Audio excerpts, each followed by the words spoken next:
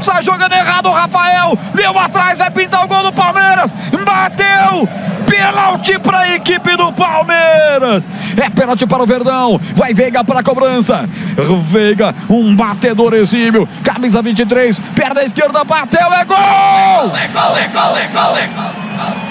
Gol!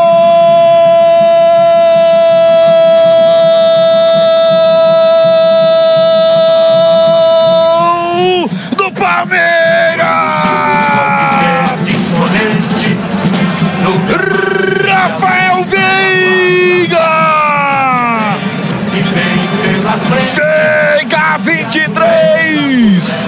Ele não perdoa!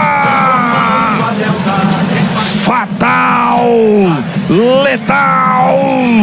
De perna canhota! Ele é o tal na cobrança de pênalti indefensável, mandando o ângulo direito superior de Rafael, que vai para o outro canto e nem na foto sai, chuta o pau da bandeira, vai para a torcida, explode o Allianz Parque. Palmeiras 1, São Paulo nada, alheio a se foi ou não pênalti, vai lá o Palmeiras e carimba o primeiro gol no Choque Rei, para desespero do banco do São Paulo, que vai todo para cima da arbitragem.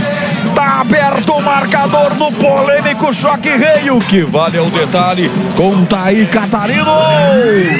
O Zubeldia foi expulso, o técnico do São Paulo ali aparentemente por reclamação, mas a jogada, a cobrança de pênalti feita pelo Rafael Veiga foi maravilhosa, espetacular, né? Jogou no ângulo sem chances nenhuma de defesa para o goleiro Rafael. Polêmicas à parte, o Palmeiras está na frente 1-0.